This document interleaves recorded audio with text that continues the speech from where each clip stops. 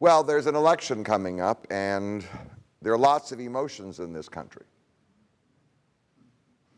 Two emotions, of course, I feel often and frequently. The first is anger. Anger has to do with the performance of the government. We have been at war in Iraq now for 3.5 years. Whether you thought that war was right or wrong at the beginning is irrelevant. If you thought it was wrong, or if you thought it was right, what is fairly clear is that there has been colossal mismanagement. So there's anger at incompetence, and there's anger about the fact that we're not in control of our economy. One only has to look at Michigan and Detroit, right? We're losing our jobs. We're losing a good part of our automobile industry. And we're not quite sure what to do with it, so that anger is now combined with fear. So the price of our house isn't worth what it was a year ago. Is it still going to go down? Is there somebody we could elect to office to prevent it from going down? Is what is happening in Michigan going to spread around the country? Are we entering into a recession? And then there's the whole concern about our politicians, the reliable politicians who stand for values.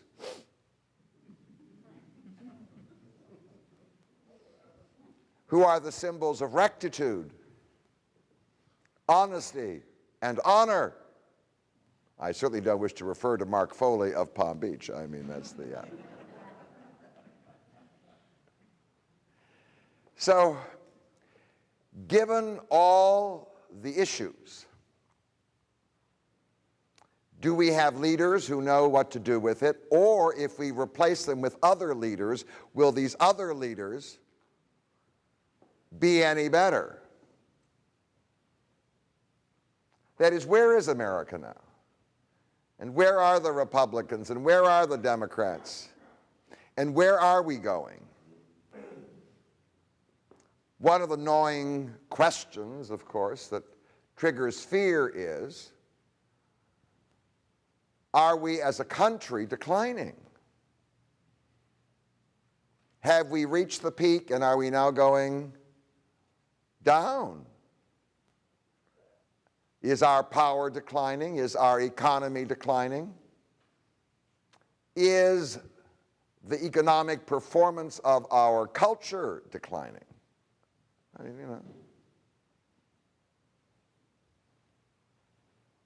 Now, in order to understand where America is, we have to understand the foundations of America. So we have to be very clear as to where we stand, what we stand on.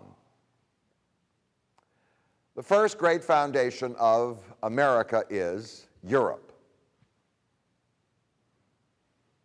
Americans were always fond of describing themselves as not being European, but of course that's foolish. Virtually all the people sitting in this room are of European descent and of European culture. The foundation of America was a decision and a possibility. That possibility arose in the 16th century, and out of it came the mass exodus of European people from Europe to North America. And when they arrived here and found other people here, they killed them.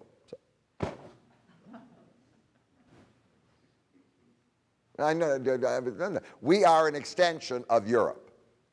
We have a European culture. The language I'm speaking to you is from Europe. The religions that are the religions of America came basically from Europe.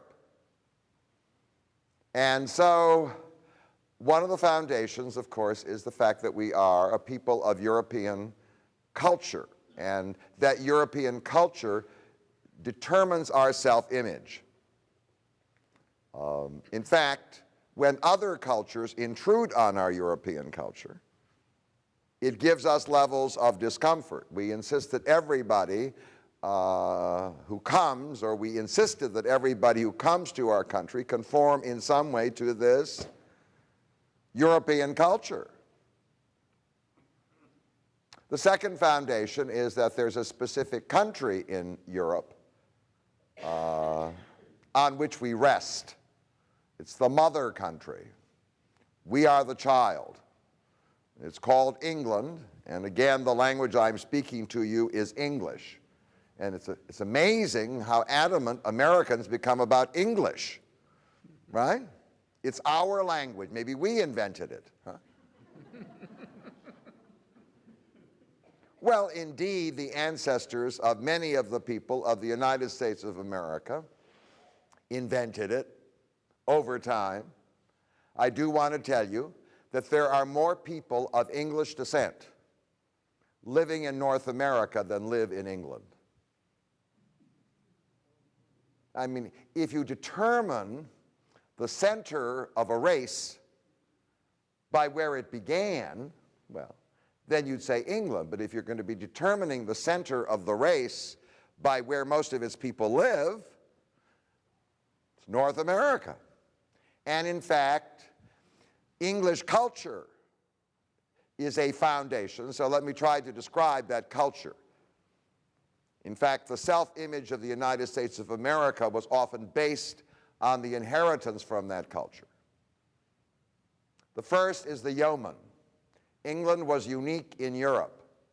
It had peasants, but after the Black Death and with the labor shortage that it brought about, the Black Death was the great plague of the 14th century, which killed almost 1/2 of the English population, and after that there was a labor shortage. So the peasants started acting up. And what it produced was the yeoman. The yeoman was a free farmer. He was not a squire, and he was not a lord, but he was not prepared to be treated as a serf. No, it's very much a part of the English tradition, and the farmers that we have in North America, the ones that don't live in villages. You know, everywhere you go in the world, farmers live in what? Villages, and they go out to the land, right? They're all their houses huddled together. Not the yeoman. They went out and they what?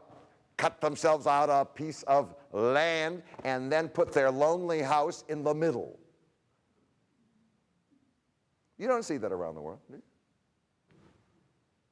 It's, that whole farm tradition, which lay at the foundation of America, it's the yeoman, and in fact, it gave a certain political character to America that didn't exist in other countries of Europe. It came from England here. The yeoman farmers came here. And they're the ones who ultimately found that their tendency was enhanced by the frontier. The second thing was that very early, the British fell in love with sheep.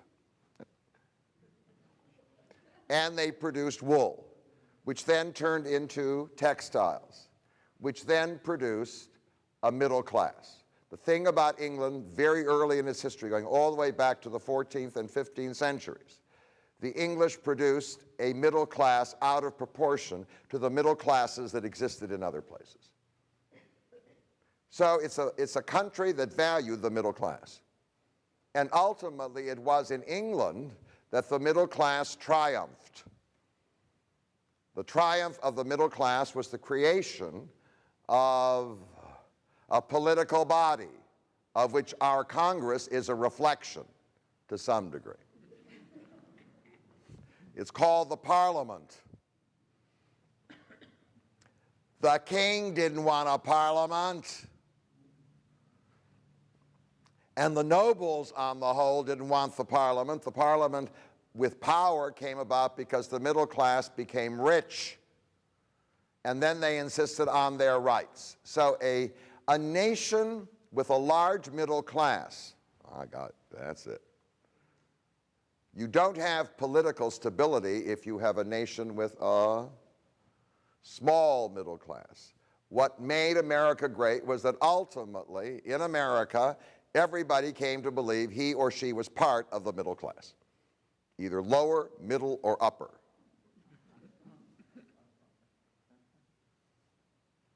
So England had, of course, its legacy.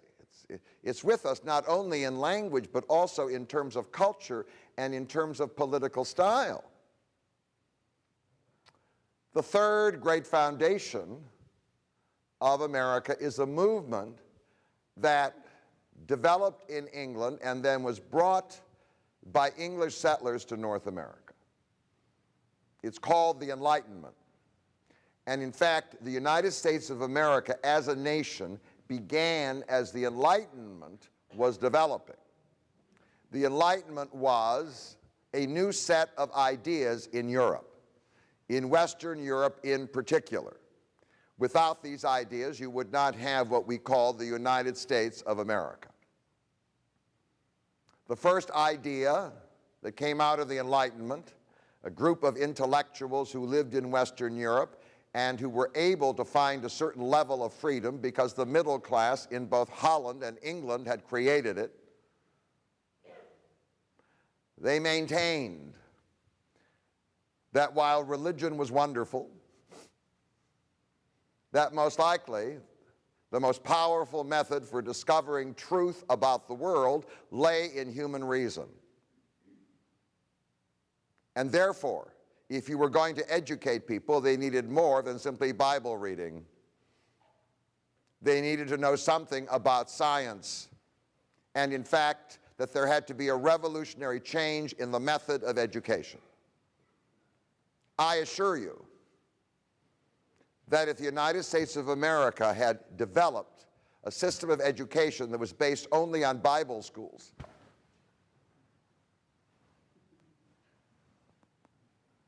right? Where would it have been? Almost from the beginning, the little Bible schools, or common schools, if you will, that were found in the colonies would turn into the state or public school system, which became the foundation of the education of the people in the United States of America. One of the ideas of the Enlightenment was the idea that individuals, as opposed to groups or families, have rights. Groups always had rights, but not necessarily individuals. That's the middle class idea. Individuals have rights, privileges that may not be taken away from them by the government. And in fact, it was the English who rose up in a rebellion in 1688 who helped to confirm that fact. And it was English legal writers in the 17th century and the 18th century who confirmed that, and their ideas spread to the United States of America, where they were picked up by what we call the founding fathers or mothers or whatever of the United States of America. So an idea emerged in England which came to the United States and was developed here even more elaborately than elsewhere. It's one of the foundations of our country. It's the reason why we have elections. It's called liberal democracy. And liberal democracy is a balancing act. It's a balancing act always between the rights of the majority and the rights of the individual. I mean, we have a lot of issues now in this country having to do with spying, surveillance, whatever else it is, that have to do with this balancing act. How much for the group? How much for the individual? How much necessary intrusion? How much right to privacy? I mean, all of it. Historically, nobody had a right to privacy. In fact, I had members of my family who firmly believed that.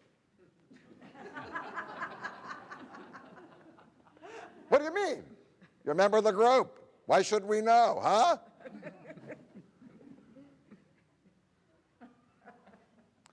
So this whole concept of personal freedom, including what we call the demand for personal privacy, do you understand, which is associated with the idea of dignity, all of this is not old.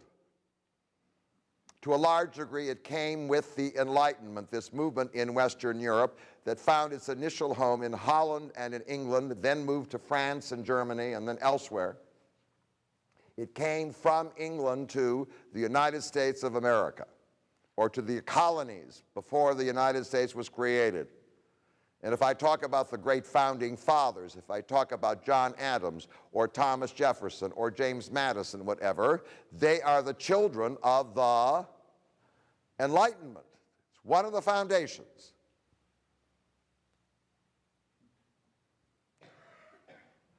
The fourth foundation is something that started from the beginning.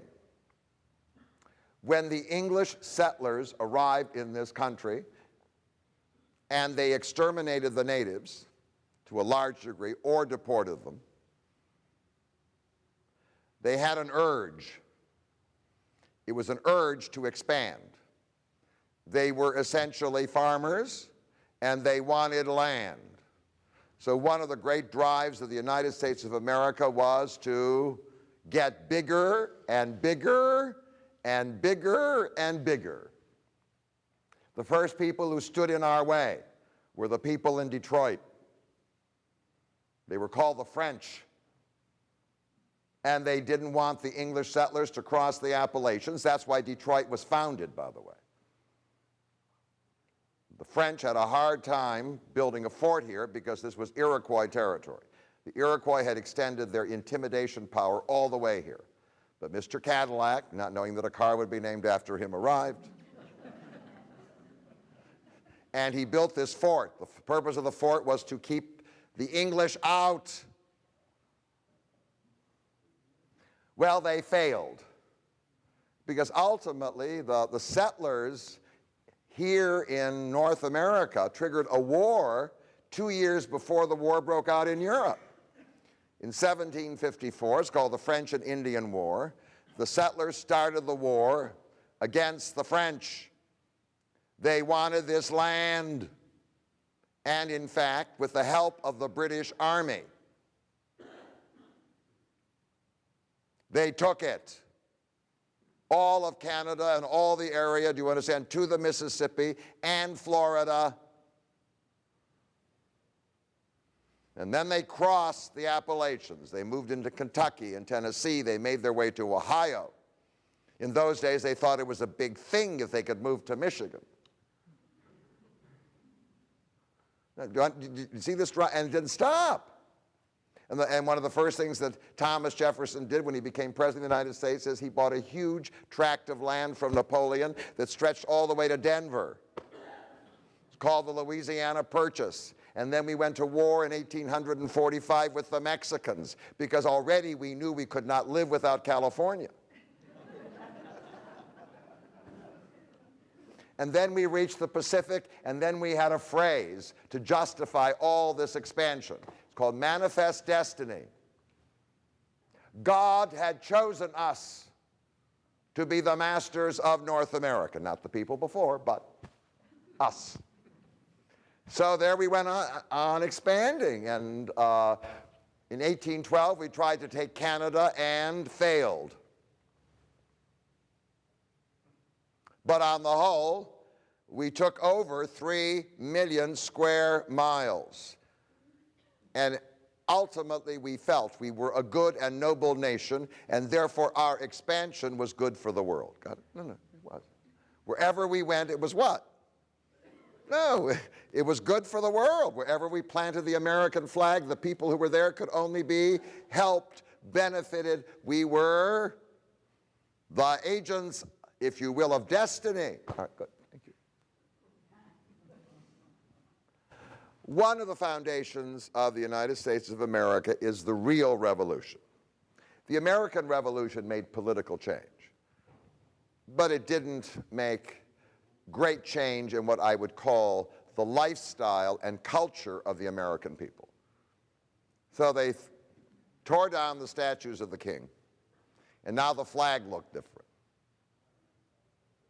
The Great Revolution, of which America became the prime example, it started in England, but it came to North America, and here it took a power that was overwhelming, is called the urban industrial revolution.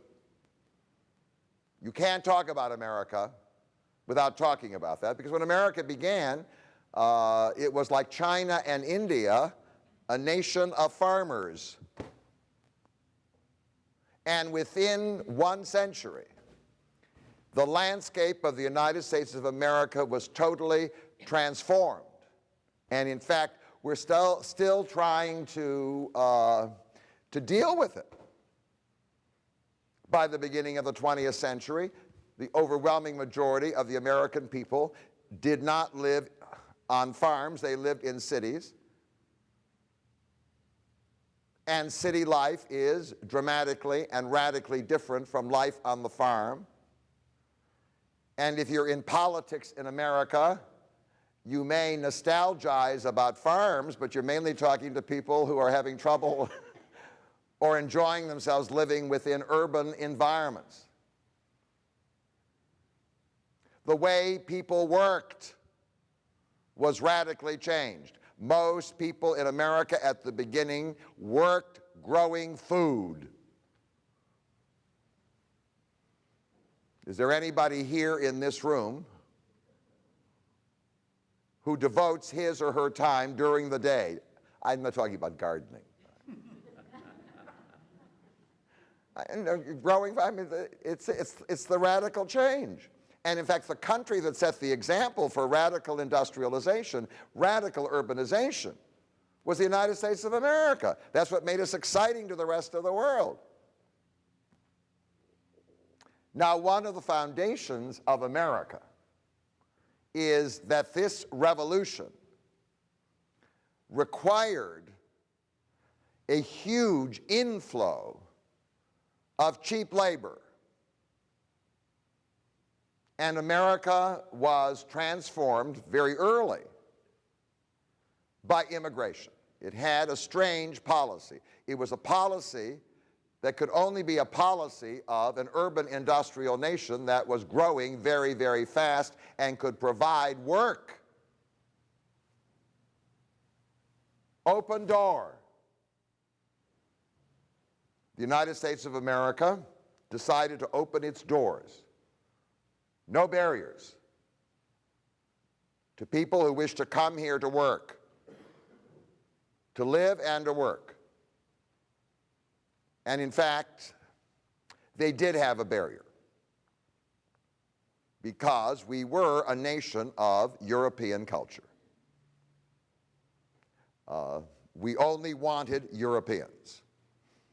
So in the 19th century and the 20th century, the doors were certainly closed to people from Asia, but they were open to people from Europe, and from Europe there poured in all the people who are the parents, grandparents, great-grandparents of most of the people sitting in this room right now. Okay? America was transformed. The urban environment of America was radically altered. The people who first lived in the cities were Anglo-Saxons. By the time you get to the beginning of the 20th century, you have a hard time finding an Anglo-Saxon in an American city. You can find the Irish, you can find the Italians, you can find the Poles, you can find the Jews, whatever else it is. Right? They're all here. And without their coming, the urban industrial miracle of the United States of America would never have taken place. So obviously one of the great shrines for me of the United States of America is not only Independence Hall, do you understand, in Philadelphia. It's Ellis Island. I go there frequently. Do you understand? It's like it's the foundation. And I assume that almost everybody in this room, I mean, I can see there are exceptions, but almost everybody in this room have some connection to that, to that island. It's one of the foundations. Certainly, one of the foundations of the United States of America, it's attached to its expansion, to its industrialization, to its urbanization, to the hordes of people who came to this country, is that very early the United States of America became a hegemonic power, that is, a great power, so great that other nations recognized it as the greatest. Now, we were established as a nation in 1776, but it was also the case that by the end of the 19th century, we had the greatest industrial machine in the world. It was greater than England's, it was greater than Germany's. We had become already an economic hegemonic power. And then that would be confirmed by what happened in 2 world wars. But if you look at the history of the United States of America, we've been a kind of hegemonic power for almost 1/2 of our history. When I grew up in the 1930s, I was taught, and I certainly believed, and I think it had some connection to reality because I saw what happened in the Second World War, I was taught that we were the greatest and most powerful nation in the world. Maybe you were taught that, I don't know. In fact, the implication of that was that the United States of America could not be defeated. It was part of the self-image of being an American. Never at any time during the Second World War did I imagine that we could be defeated. Was it realistic? I mean, there were times, by the way, when if you were realistic, you might have thought it, but did I think it? No, part of what I call the foundation of America was this sense of power and optimism. It just went, do you understand? It went with being American. People noticed it when they came to this country. Some people were infuriated by it. Some people were charmed by it. But it was certainly there. It's part of the, no, it's part of the foundation. Now, as the United States of America grew and developed, there arose controversies. And those controversies would not go away. Because if there were no controversies, there would be no political parties, right? And there would be no need for elections. The disagreements were there. The first and very strong disagreement was reflected in the cabinet of George Washington. It was an argument, sometimes strident, between Thomas Jefferson and Alexander Hamilton. Thomas Jefferson firmly believed, and he said it. I find it so interesting that so many urbanites love Jefferson. Jefferson said that the only healthy form of living is to live on a farm. I mean, I tried a farm for 2 hours, but but no, he said it. I'm not making it up. His vision of America was a nation of farmers. Farmers are the foundation of a healthy and free society, said Jefferson.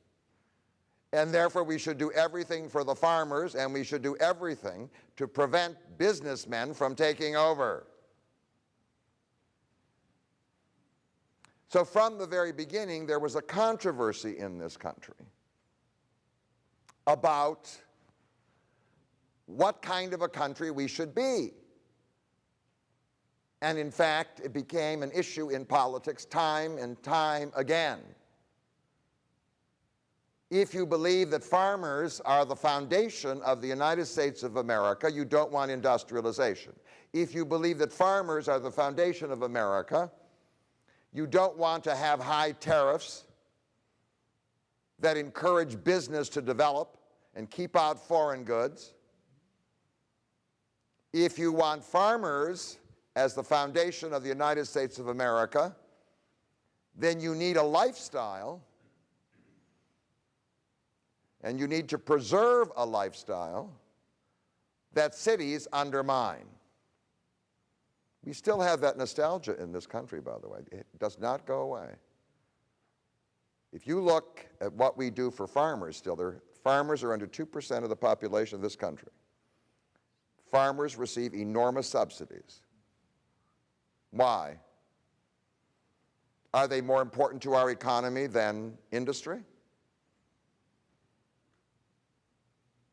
No.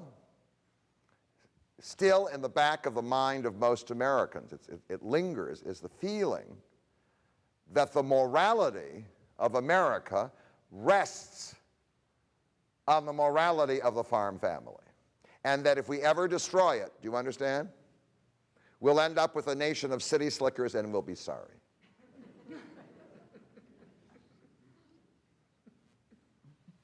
And I've said this before. When I was a child and I went to school, elementary school, all the little stories and all the little books I read were about Jack and Jill and all these little farm kids with pails whom I didn't know. There wasn't one story about a kid wandering through the Plaza Hotel in New York.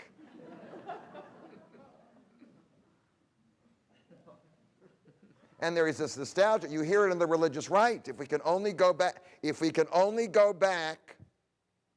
to the way people behaved, do you understand? When we lived on the land, worked with our hands, and families were together, right? Then we'd have a healthy nation.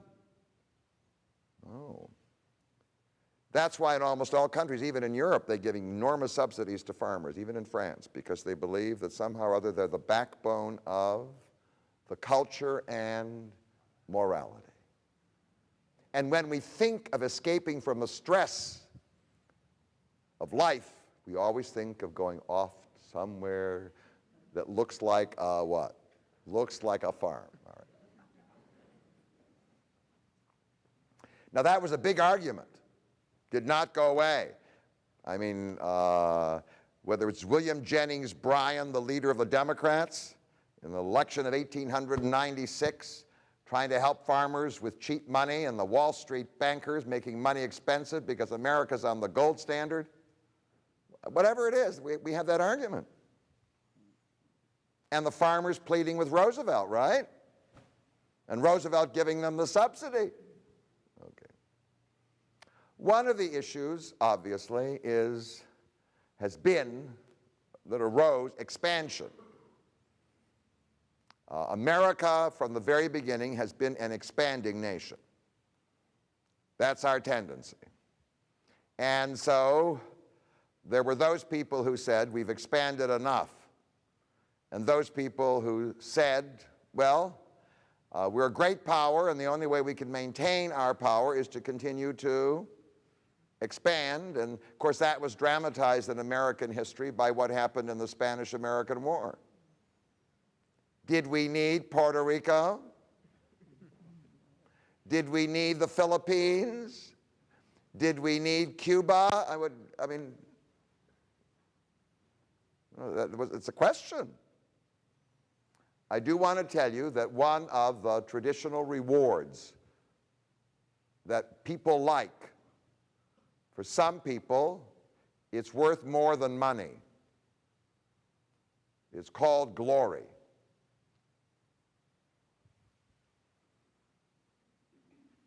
I'll tell you about glory. I was speaking to a grandmother the other day, and she told me that her grandson was admitted to Harvard last year. Now he can't because early admissions is what? Over. Okay. But, so I said, but she wasn't talking about herself, right? Had I given her a choice between my giving her $1,000 or her being able to tell the story of her grandson who was admitted to Harvard, what would she have done? Called glory. People love glory. It has to do with pride. And so expansion is part of glory. So even poor people can be sold on glory. And that's been a continuous one. One of the arguments in this country that won't go away, it's still here, it's part of this election, it will not go away, is the issue of ethnicity and race. One of the things the Europeans did, or part of the European population did at the very beginning of the foundation of the colonies, was to bring into this country a large number of involuntary immigrants. They were Africans, and they were enslaved. And in fact, whatever culture they had, to a large degree, was denied them. They were converted to European religion.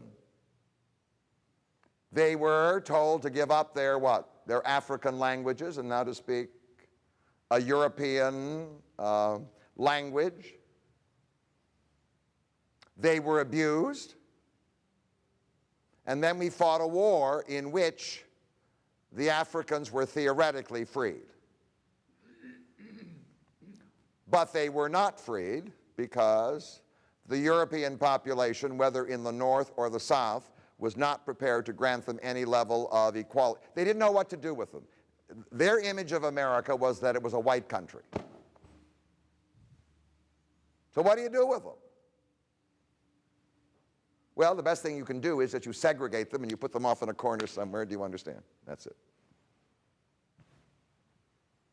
And that problem, was dramatized when at the beginning of the 20th century, agriculture in the South was mechanized and all these people decided to, or a large part of them, pick themselves up and move to the big cities of the North.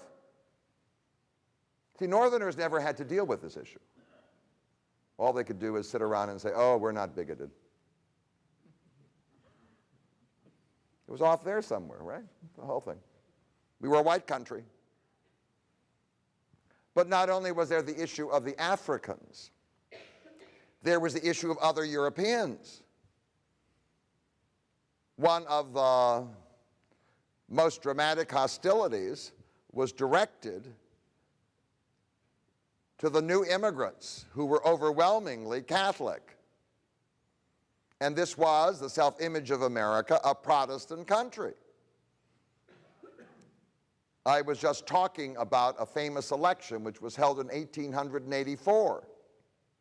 In 1884, the Republican Party was overwhelmingly the majority party in this country. And they chose an idiot. I don't know how that happened. They chose an idiot to be their candidate. His name was James Blaine. Now his opponent, who was expected to lose, was a New Yorker by the name of Grover Cleveland. And the reason Cleveland won, one of those slip-ins, was because James Blaine got up and said, we here in America are fighting three things: rum, Romanism, and rebellion. Rum, drinking, and the Pope. Oh.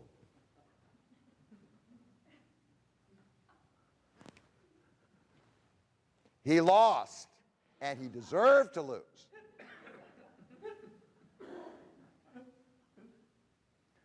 But I do want to tell you that anti-Catholic sentiment was very strong in this country. And in fact, it would ultimately drive the Catholics into the Democratic Party because they had no place, they couldn't find any place in the Republican Party. It was to determine the politics of the United States of America for a long time. And then, of course, other groups arrived. The Germans and the Scandinavians were not so problematic. Most of the Germans who came were Protestants, and most of the Scandinavians who came, almost all of them were Protestant, and they sort of looked like the English. So if you dress them up in the right way, and they stop yodeling, they look like Anglo-Saxons. But then it became more problematic once you brought in the Sicilians. Oh. And the people from Eastern Europe in some ways. And now the cultures are what? Very different. So what happened in this country, the way we handled it ultimately, was to create large urban ghettos. In a sense, that's how we handled the immigration until the immigrants could be properly and appropriately Anglo-Saxonized, whatever. There was always this tension. One tension was the coming of the Chinese, the Asians. They came to build our railroads. Every time I'm on a train in California, I know who built it. The track. They came, they worked hard, and then the people in California lynched them. There were too many of them. They were destroying American culture. This becomes part of the, you got this issue? Oh. And that issue will not go away. Does it go away? No. One of the big issues in this election is immigration. Are we going to let all those people come into this country and ultimately undermine the cultural integrity of the United States of America? If enough of them come in, given our present birth rate, they'll take over.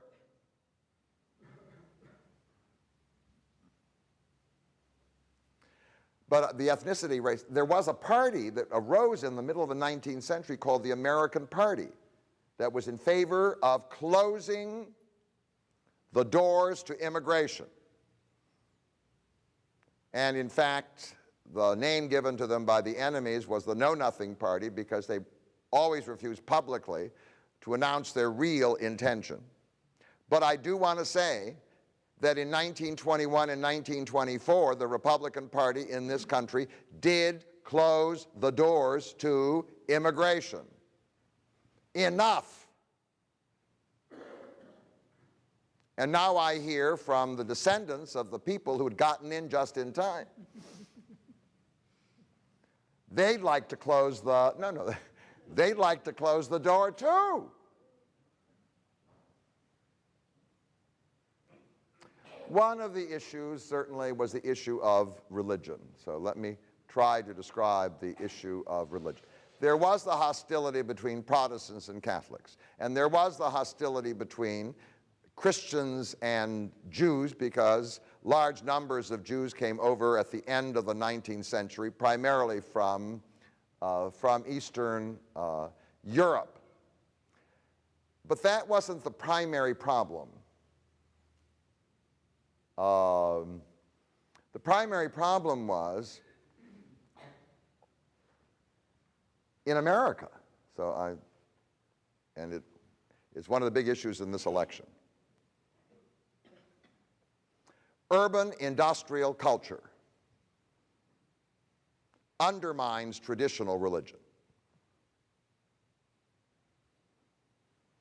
If you participate in urban industrial culture, religion will be strongly affected, because religion arose in the world of agriculture. And the kind of family and family relationships that you have in an agricultural world are very different from the kinds of families and family relationships you have in an urban industrial world. And the role of women in an agricultural world is very different from the role of women in an urban industrial world. So if you blow up the farms, what happens is not that people go from one religion to another. They often go from religion to less religion or no religion. We call that process secularization. It happens in all urban industrial societies. It certainly happened in Europe, where people now rarely go to church. So the issue is not another religion. The issue is what we call the secularization process. And now there are lots of people who say, look at those city slickers. Look at the way they behave. Look at those women. Who do they think they are?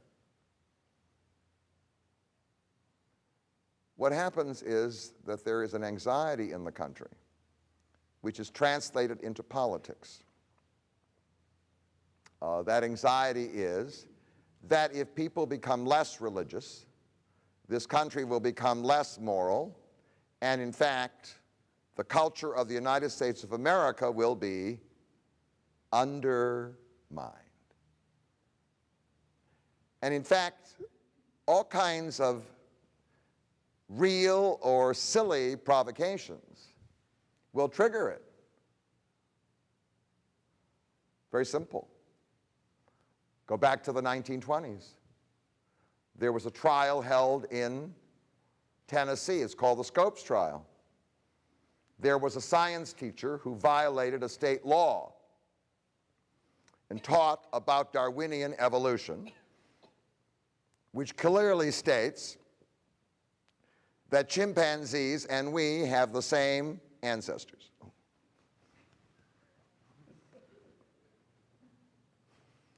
Well, to believe that is to attack the integrity of the Bible. And to attack the integrity of the Bible is to undermine the authority of religion. And so that became a big issue. It's an issue in the state of Michigan right now. The Republican candidate for the governor of the state of Michigan, Mr. DeVos,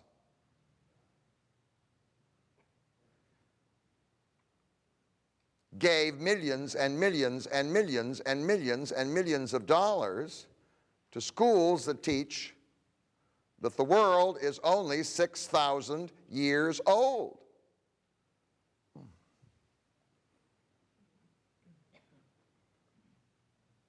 And by the way, that isn't simply a Republican sentiment. I mean, Scopes was put on trial by Democrats.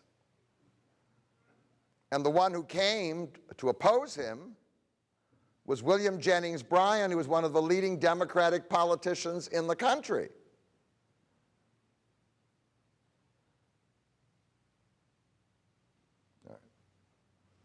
One of the issues from the beginning was that the new economy produced great wealth, but the wealth was not evenly distributed.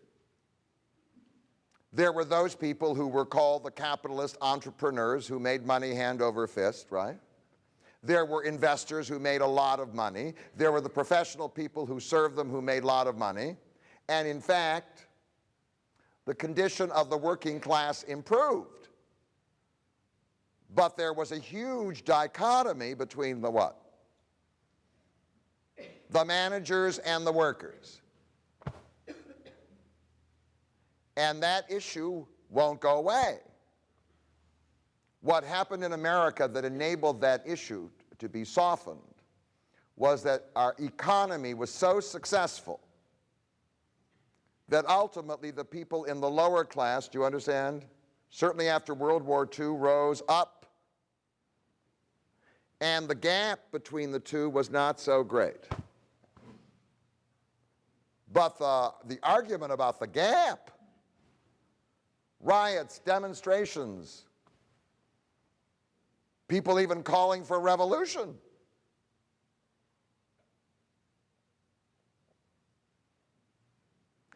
And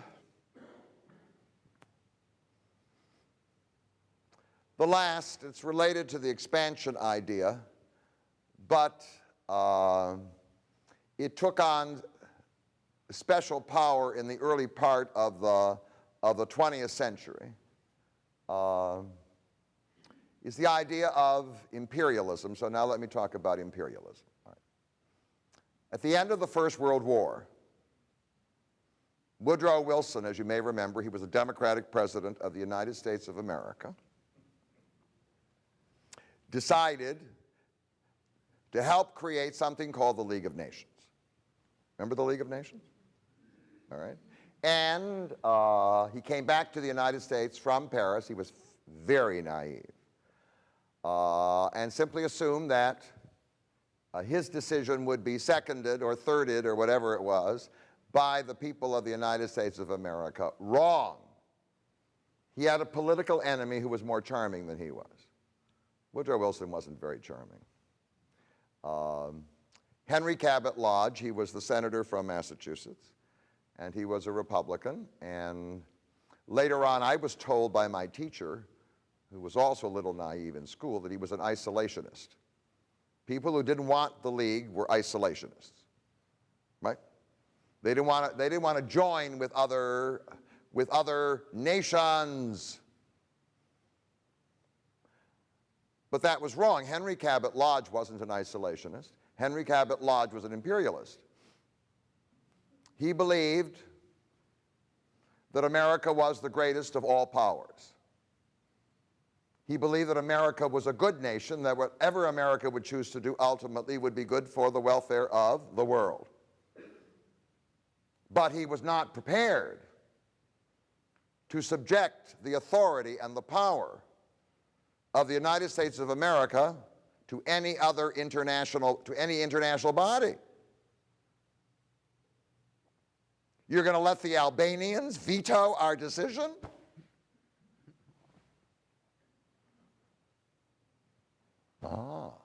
That's not isolationism, is it? That's a vision of America, and it's still there. That is, we're the greatest nation in the world. We're in charge of our own destiny, our own life. We're not going to let other nations tell us what to do. Since we're good, we'll figure out what to do, and then the others can what? Can go along. To say that idea is gone is what? Foolish. Still there.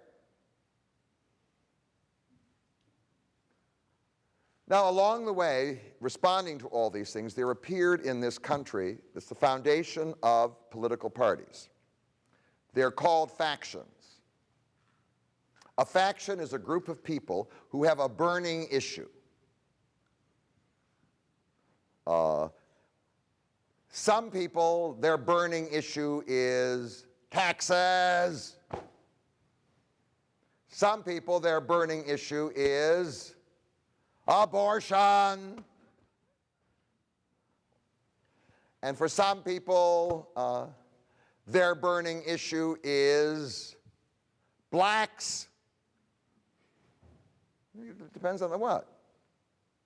You press a button, I mean, you simply to divide the world into two factions, one liberal and one conservative, is absolutely what? It's naive. So now let me try to give names to the factions, and one oversimplifies, but it's the only way to handle it, all right. The oldest faction around to which the word conservative applies, and historically applied, were those people who believe in two things, the two old ruling classes of the world, the church and the army. So these are the people who believe that if we don't have strong religion and a strong military, what? We're going to go to the dogs, and it can be rich people, it can be poor people, it doesn't make any difference. I can go to central Alabama, to small towns, to poor people, and that's what they believe. And that historically is what we call conservative, all right? So generally the people who are pushing the old-time religion, that's what? That's the true conservative vote. Because before there was any capitalism, there was a lot of what? Religion. And with the church always went the army, the soldier. The soldier and the clergyman are the two heroes, if you will, of the conservative. The second faction, which was new, it appeared in the 19th century, was called liberal. The liberals were those people, that's how the word was first used in America. The liberal was a person who believed in free enterprise and in business and in competition, and may the best man win. And in fact, since many conservatives were opposed to capitalism, liberals had a hard time fighting the conservatives. The conservatives were farmers. So now you've got the liberal faction. And then you have what we call the radicals. The radicals were those people who were concerned about the inequality, the distribution of wealth, and they wanted to make it more equal. And what they wanted to do was to use the government, sometimes revolution, but generally the government, to arrange for that. So, already by the end of the 19th century, beginning of the 20th century in America, in response to these issues, there appeared a faction called the radicals. Later on, the radicals changed their name. The name that they chose was socialist, but initially they were called the radicals. A fourth faction is difficult to understand. It's the kind of a faction that George Wallace and Huey Long became part of. They're called populists.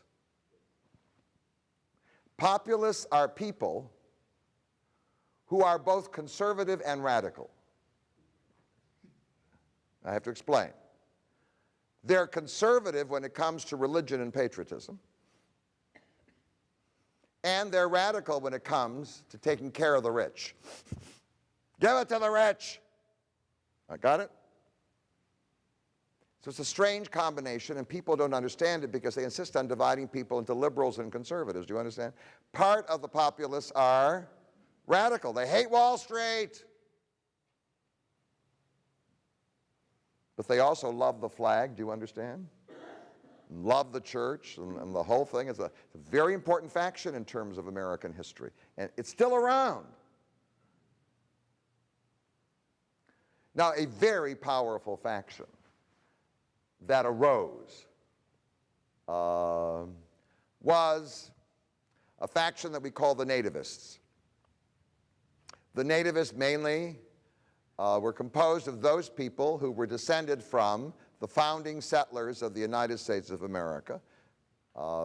They were Anglo-Saxons, and they were accompanied by many people who became honorary Anglo-Saxons, whatever.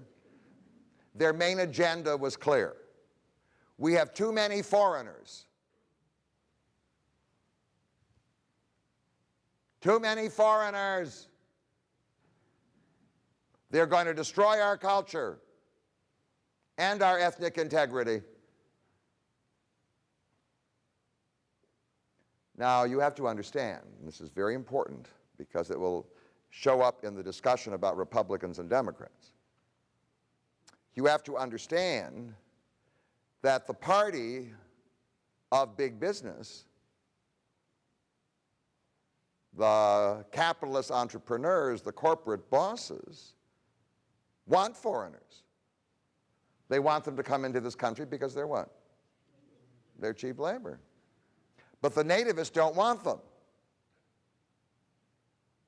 Well, no, but I thought capitalists were conservative and if the two groups end up in the same political party, you're going to have what? Fireworks.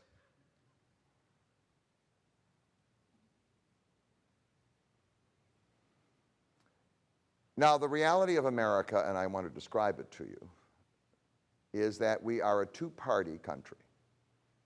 That's how it turned out. Maybe we shouldn't have turned out that way. That's the way we turned out. Every so often, somebody tries to organize a third party that can win. Doesn't work. The last man that tried was Ross Perot. It failed. So in the end, we have two parties, but we may have, I've just given you a few of the factions, right? We may have 100 factions. No faction in this country has a majority. The only way you can win is you've got to team up with another few factions, otherwise you can't win. And sometimes the people you team up with agree with you on some things, but what? Disagree with you on others. So political parties end up like dinner parties. Or weddings. You're now inviting all the relatives to the party, and you want to sit them at the same table. Oh. That's politics. And sometimes you seat them right, and sometimes it what? It doesn't work out at all. There's an explosion.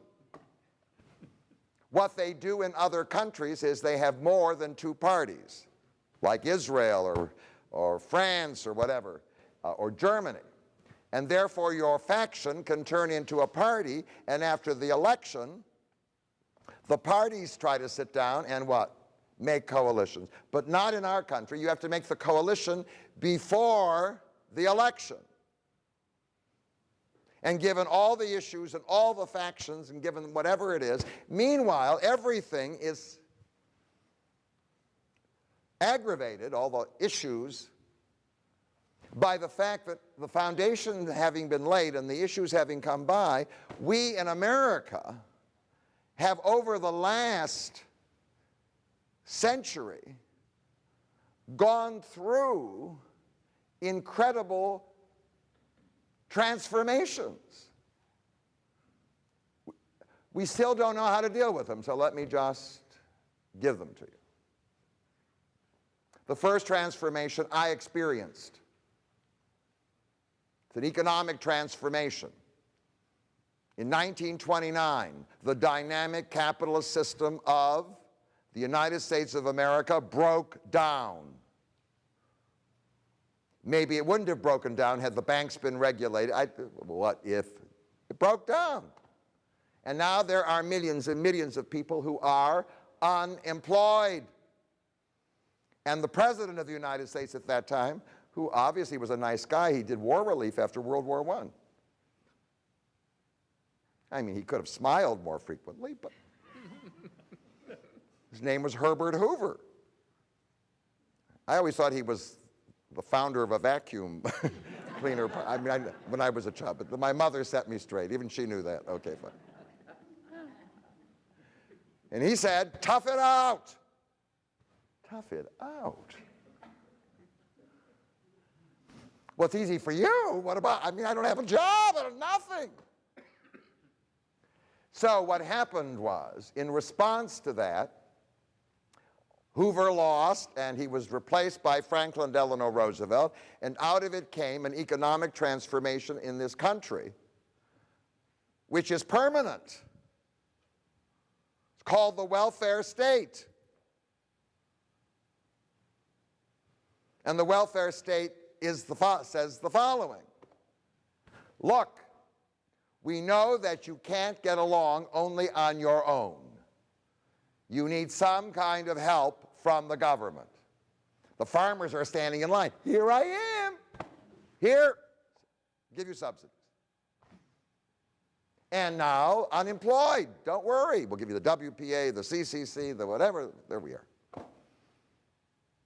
And then there are the people who have nothing to retire on. They can't work anymore. Don't worry. Social, what? Social, remember, is that a transformation? So now something happened in this country which confuses the whole thing. There now developed a split in the liberals.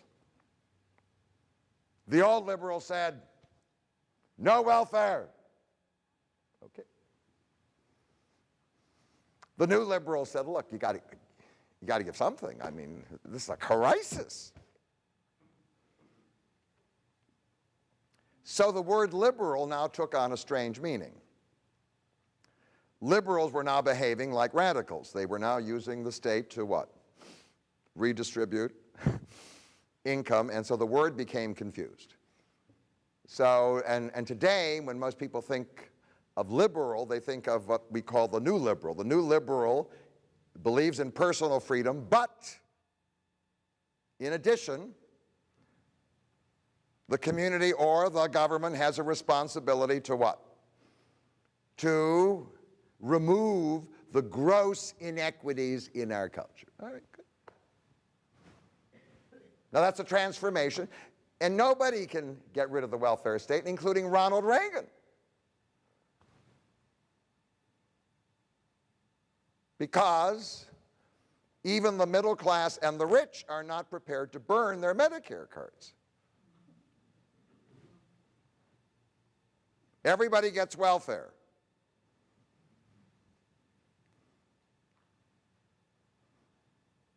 So, is that a transformation? So now the issue is not do you get rid of the welfare state, how much welfare? And that's part of politics. And every group says, I hate the welfare state, but my needs are so special, they're so, the whole thing. We got the farmer group, we got ARP.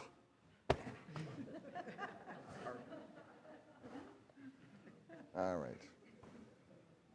The second transformation, of course, is the technological one, which has totally transformed our country. So at one time, you needed a secretary. You don't need a secretary.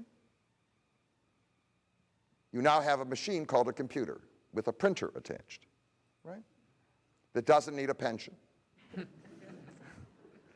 And and then you print it out, and I mean the whole thing. I mean, have offices been transformed? Totally, completely. Some people do their work from home. Whatever else, it's a technological change. Or you can go off to the Rouge plant, which isn't filled with people anymore, who complain, robots. That's the world of science. Are we replaceable by machines? Never. Oh. After all, you'll never create a machine as smart as a person.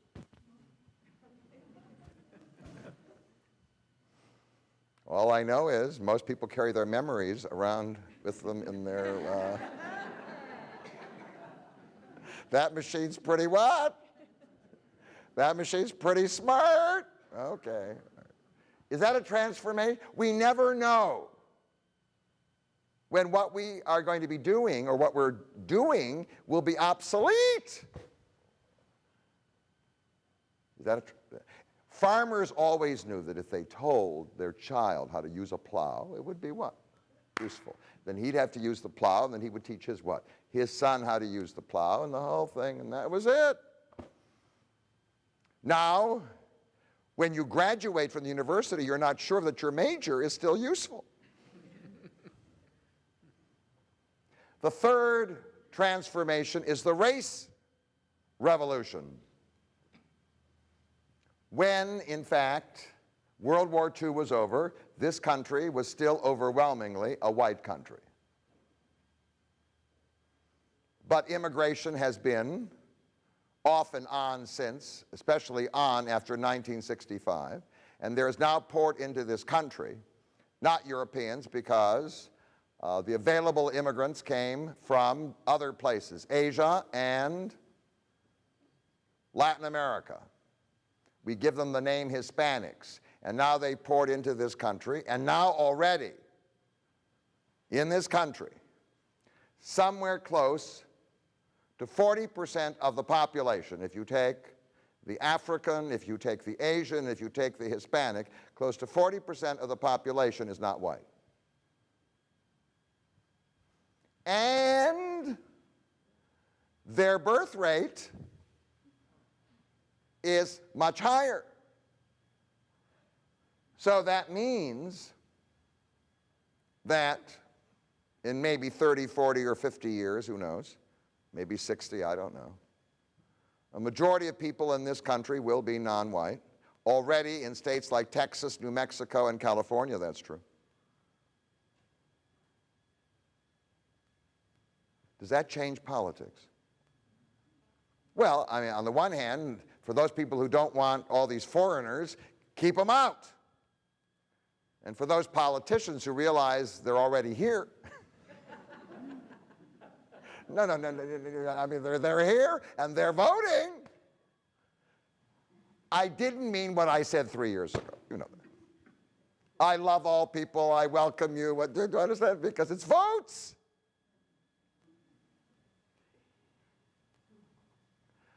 Then there's the affluence. Change and transformation. The affluence has really changed America.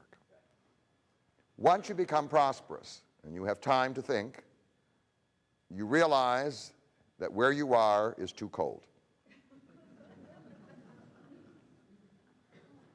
Even young people raised in affluent cultures, when they graduate from high school, say, I'm not staying here. I want to go where it's warm, or I want to go where I can ski, or something like that. Over the past 50 years, the population of America has radically moved. When I was a child, most of the people in this country were concentrated in what I call the Northeast. That is Ohio, Indiana, Michigan, Illinois, Wisconsin, New York, Pennsylvania, New England. That's where they were. Nevada was a what? A hole.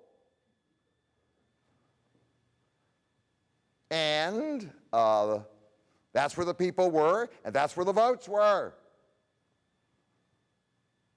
Not anymore. If I want to develop claustrophobia, I go to southern Florida. I always get claustrophobia. I mean, there's no room anymore. No room anymore for any more. They're all of them, and Florida has now become one of the most populous states in Florida. California, it's a nation of close to 40 million people. Do you understand? All living. If they seceded from the Union, they would be richer than most other countries in the world.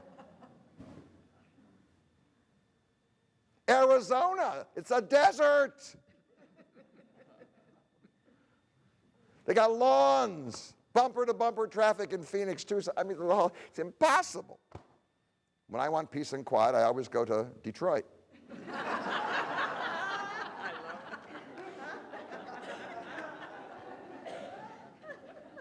The shift, by the way, has changed the politics of this country.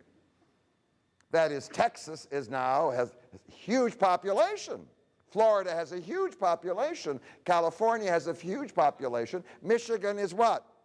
Proportionally shrinking in size. Ohio is shrinking in size. Pennsylvania, New York is down. The whole thing.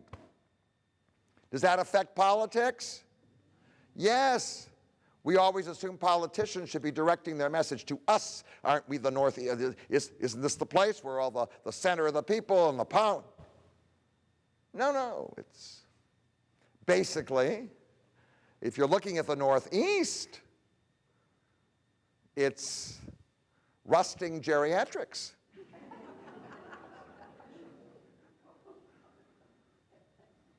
I say this kindly. No, is it a revolution? I mean, it is. People aren't aware. All these people are moving. Most people can't find their family anymore. Okay, so. And the last one, obviously, is the lifestyle one, which came about as a result of urban industrial civilization, but now the number of people that live in what we call stable two-parent families, you understand? I mean, you're talking now way under half the country. I mean, can't find them. We now live in a world in which people choose not to get married. We now live in a world in which people choose not to get married but have partners. We now live in a world in which people who choose not to get married have children. We now live in a world in which people of the same gender partner with each other. And in fact, what used to be scandalous 30 years ago is now ho-hum. Ho-hum. Grandmothers let their grandchildren stay over the house with their lovers. No, that's it. What else? What else are you going to do? So now, has the population changed?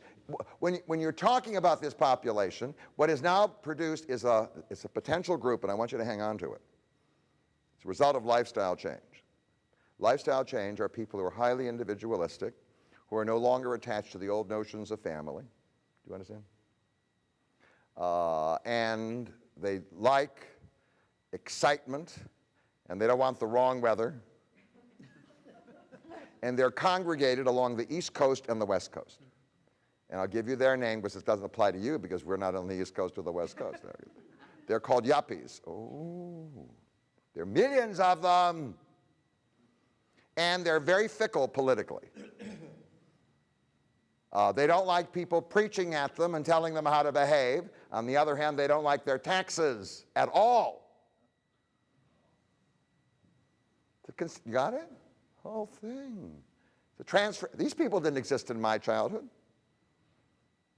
If I went to the East Coast, I bumped into immigrants. And I never went to the West Coast because who was there? Cecil B. DeMille.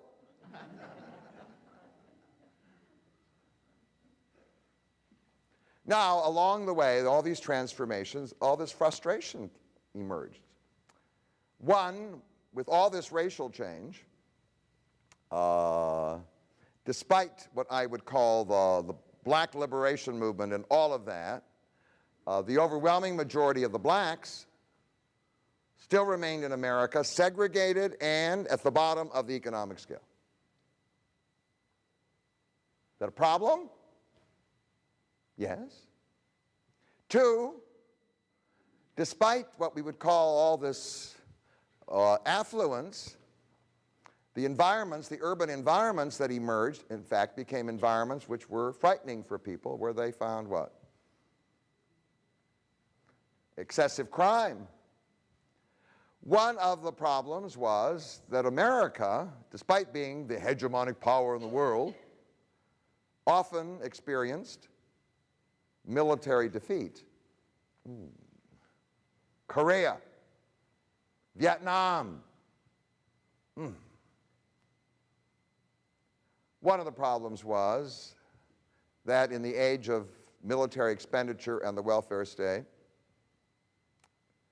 the deficits of the United States of America were growing.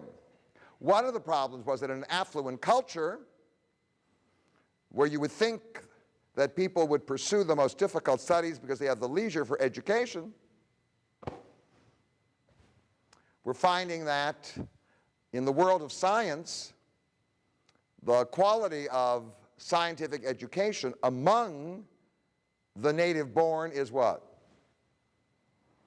Declining. And the last thing, and I hate to bring it up, is that many people have found that living in this rapid, changing, vulnerable, no guarantee world produces stress. And in fact, what they want their politicians to do is to create for them an environment where there is less stress.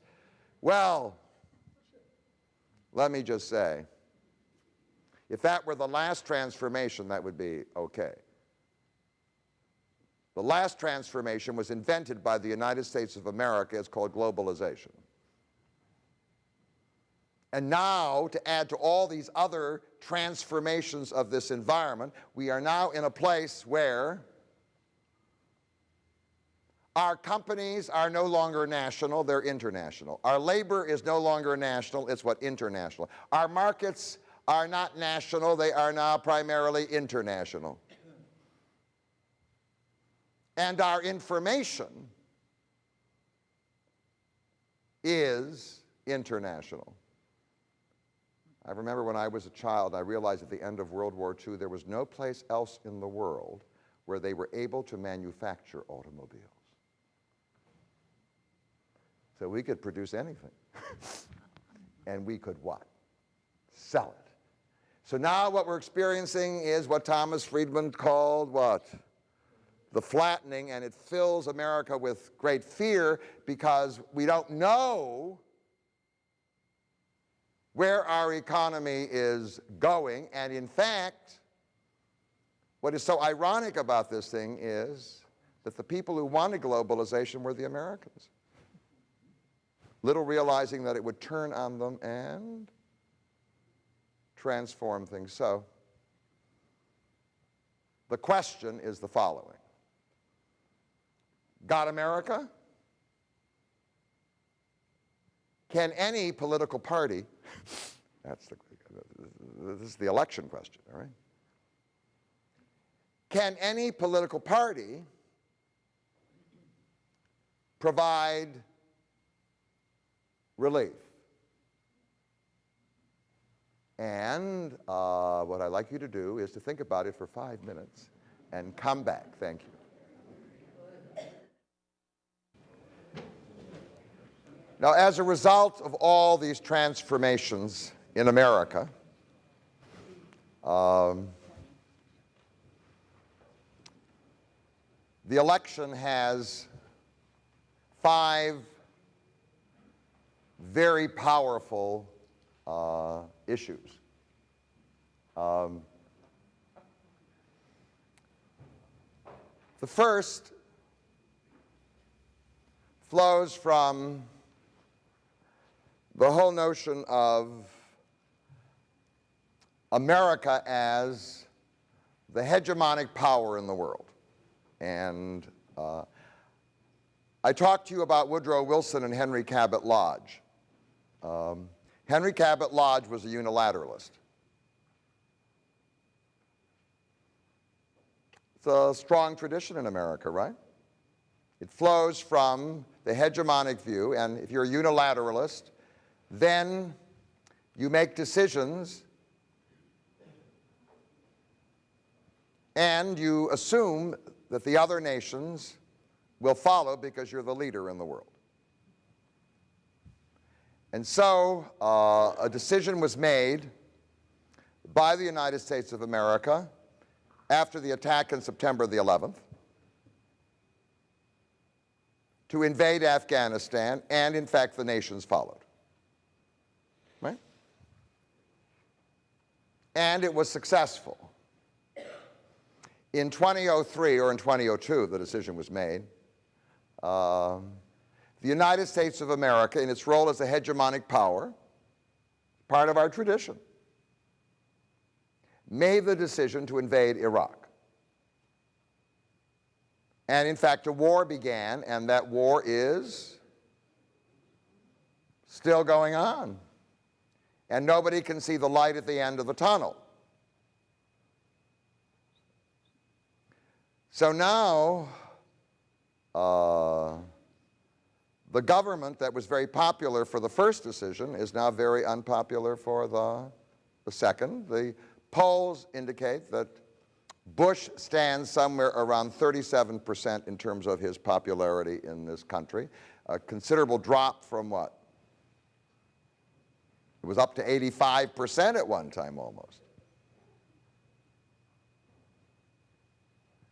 So now there's this burning issue.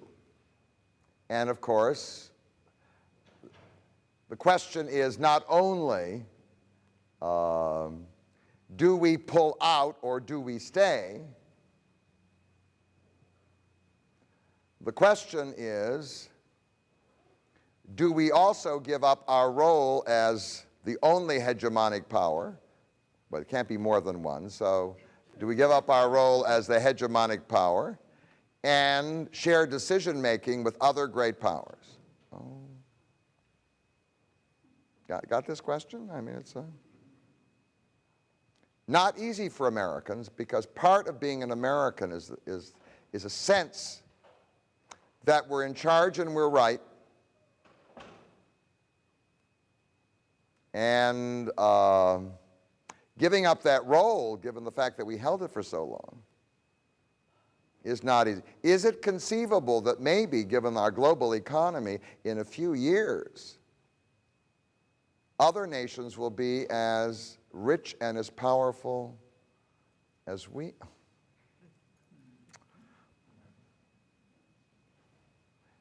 Because if that's true, then the way we decide on this issue will be different from the way we would decide if we assume that America remains the what? The hegemonic power. Right? I mean, that's the... So, there is what I call the pragmatic one. Do we stay? Do we leave? But there is the broader one, which is what is our role in the world, right? What is our role in the world? And if indeed we have to share, what kinds of leaders do we need to choose? The second issue, which is related to the war issue, related to September the 11th,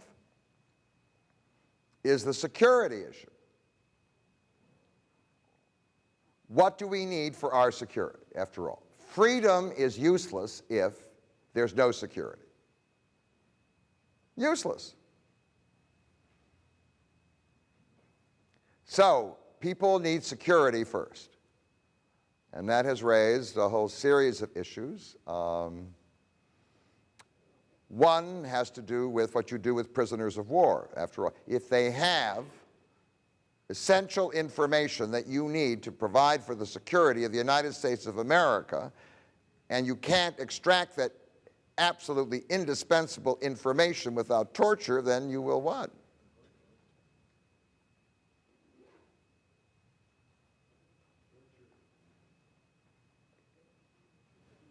And if, there's no doubt about it, everybody's entitled to privacy.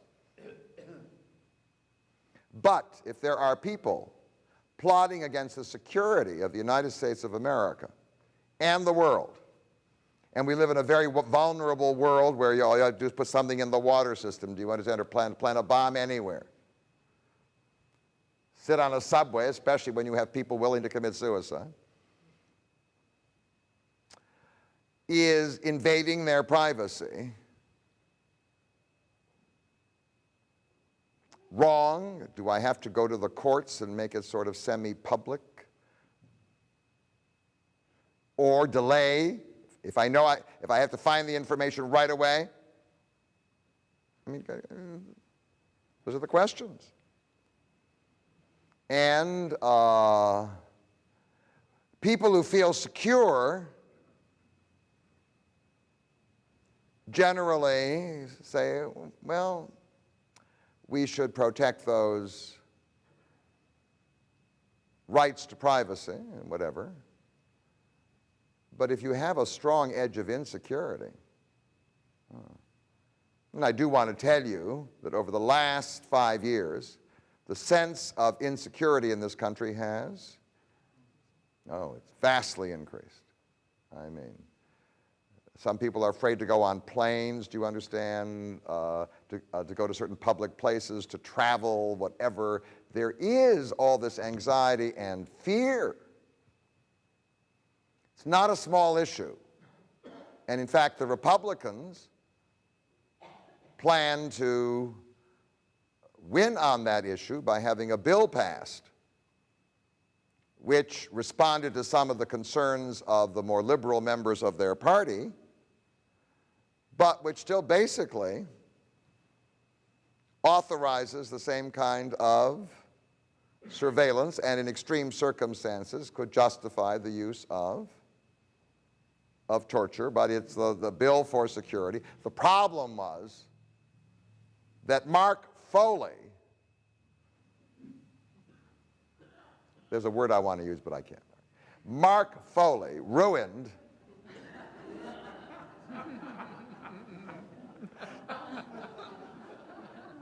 the whole thing, because when they were going to announce this thing and publicize it, all of a sudden this scandal broke out in Congress, and go time anything, right? So the third is the economy.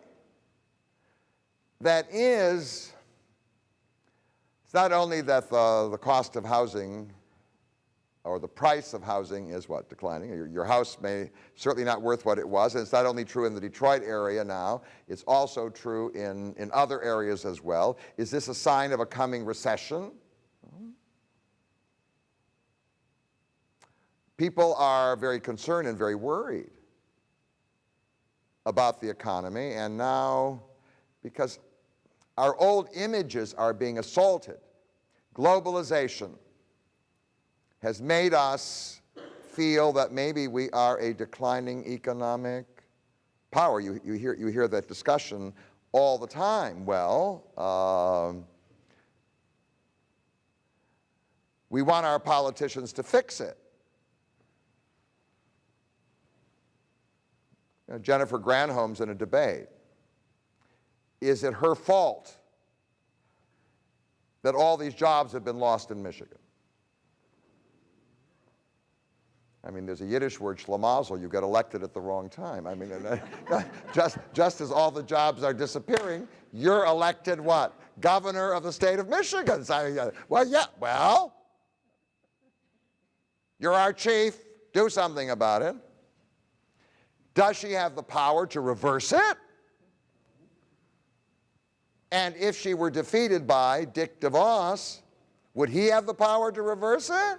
I mean, however, I do want to tell you what happens in elections is that politicians claim they can do things that they can't do, and people ask them to do things because they're infantilized, and suddenly the chief becomes the parent.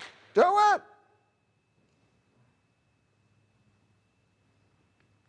The fourth issue, which I think is very powerful in this country, it will not go away, is the race issue. And that's dramatized by an issue that is certainly an important part of this election. Politicians will have to answer to it. And that is immigration. Now, when I talk to many people, they say the issue is not race, never. All I want is that they should go through the same legal process that everybody else went through. That's it. And if they pass through it, fine. Well, let me just say that if you listen to the propaganda of the nativists, and in fact the nativists are a large part of the Republican Party,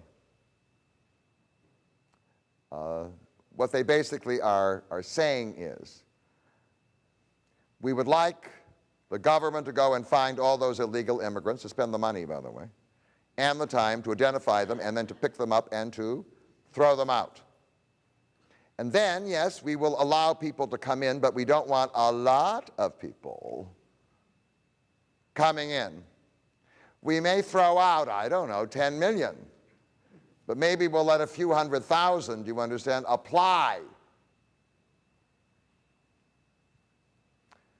My contention is that the issue is not the law. The issue is race. The wrong people want to come into this country. And in fact, we don't want more Hispanics. More Hispanics don't mean Spanish people, it means Indians. We don't want more Indians in this country and people who look like Indians. And even if big business wants them for cheap labor, they're unpatriotic. What is at stake is our culture. So, it's a big issue. Won't go away. And for some people, it's the burning issue. Because what they see happening is that America is now changing. The faces of America are changing. The culture of America is changing. The food of America is what is the whole thing. What will America be for their children and their grandchildren and their great-grandchildren? Huh? What's it going to look like?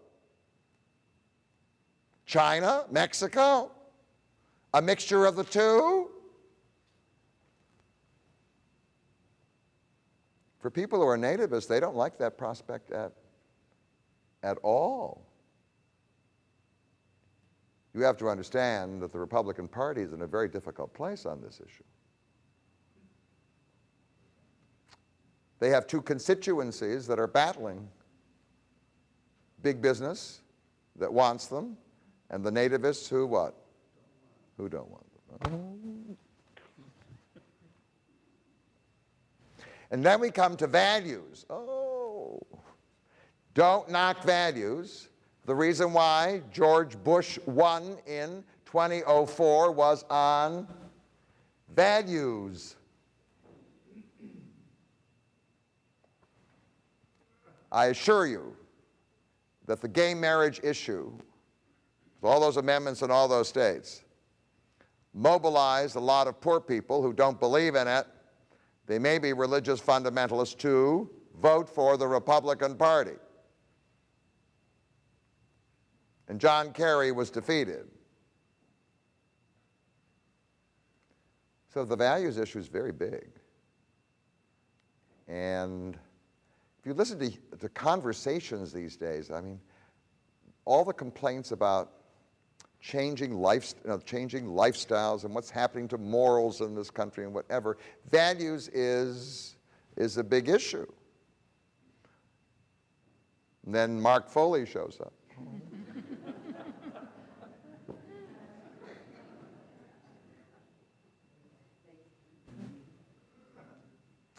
So now, we have in this country something called elections.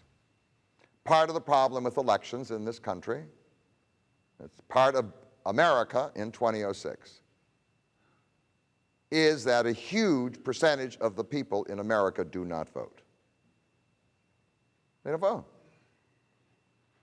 Actually, in some elections, small minorities of people will choose who's there. If you're talking about school board elections, the reason why often people on the religious right get their people on the board is what? They show up and the others don't.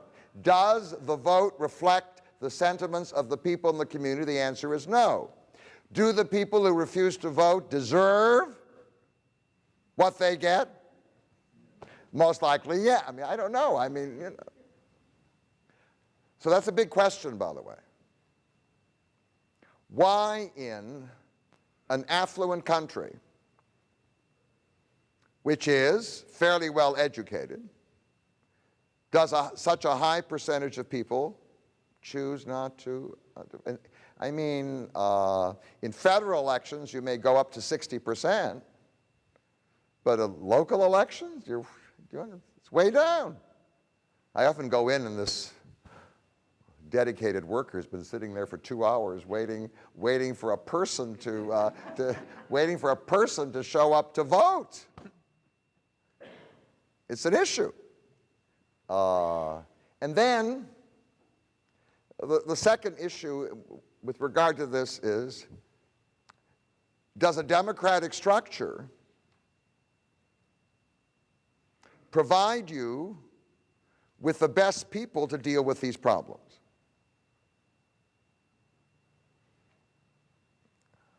One of the things that is very clear is in a democratic system, huge numbers of people who'd make very good leaders they won't even enter the process of becoming a candidate. They wouldn't think of it. It's too horrible. And a lot of people who are totally unqualified show up and they have name recognition. I mean, my prediction is that by 2050, most successful politicians will either be movie stars, TV stars, I mean, with instant recognition. Nobody who knows anything about the law will be elected because what? They're boring. I mean, who knows them anyway? So now, who shows up, do you understand, to run?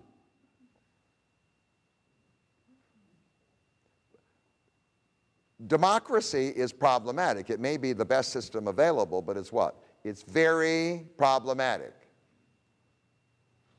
We have certain jobs we are choosing people for in 2006. We're not choosing the president, but I do want to tell you. Many people will decide to vote on the basis of how they feel about the president. Do you understand? Meaning, some people will vote because they like the candidate. But many people will vote because they're saying, you know, I don't like this party, and I don't like the leader of the party.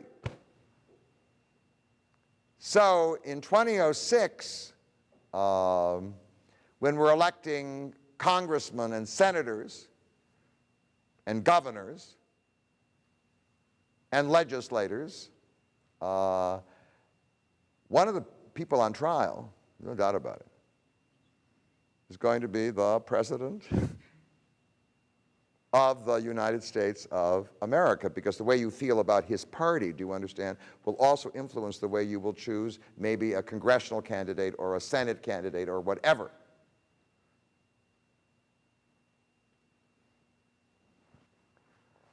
So our system also has what I call two parties. And what I often find in elections is, it's always my problem,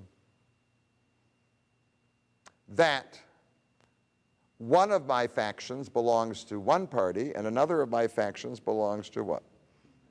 To another. And so that often creates problems. The big question in this election is, since we only have two parties, which of the two parties is going to be able to mobilize the largest collection of factions to produce the majority that will be required. For the last, I must say, for the last 50 years, the party that has done that most successfully has been the Republican Party, as evidenced in presidential elections. The Democratic Party controlled Congress for a good part of this time, right? But they have been steadily, what? Its control of Congress has gradually been, what? Diminished. It was high in 1936 with the victory of Roosevelt. Now it's sort of sinking. So now I want to address the basic question. The basic question is the following. You can win an election if you can find enough embarrassing behavior on the part of the party in power. Do you understand? So, mismanage the war, hypocrites running around saying they're what? Values thing, you can do that. But you can't hang on to power unless you can piece together enough factions to give yourself a significant majority, because it becomes a protest vote. A perfect example is the following. The Republican Party finally in 1968 puts together this incredible coalition. The Democrats lose their power. Nixon's there, and then he boo-boos. He does Watergate. And in fact, the Watergate boo-boo brings Carter to power. Has Carter been able to mobilize, do you understand, a list of factions that will enable him to get reelected? His hold on power is very tenuous, and in the next election, Ronald Reagan now comes with this what? Incredible Republican coalition.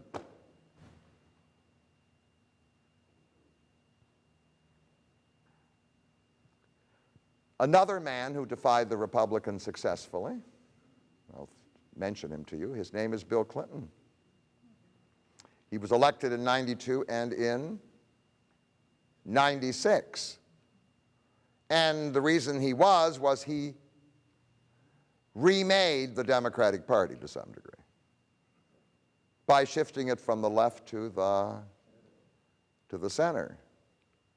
And of course, his problem was he boo-booed, didn't he? Right?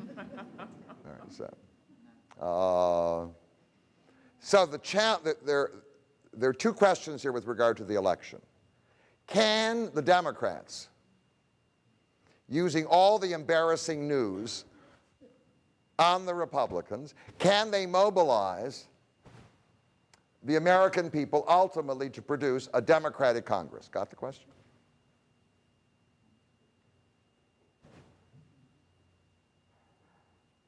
But there's a deeper question.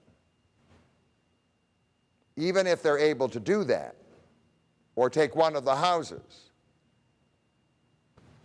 do the Democrats have the power to create a new coalition of factions that will guarantee any length of power to the Democrats? Or, given the state of our country as it is now, do the Republicans sing to it better than the Democrats? All right. Now, the purpose of the next three talks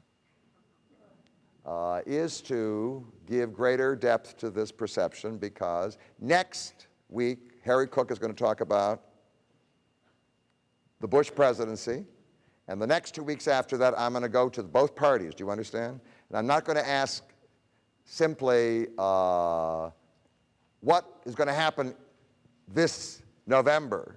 I'm going to ask what, given the condition of this country, is the future of the Republican Party and the future of the Democratic Party. And all I can say is,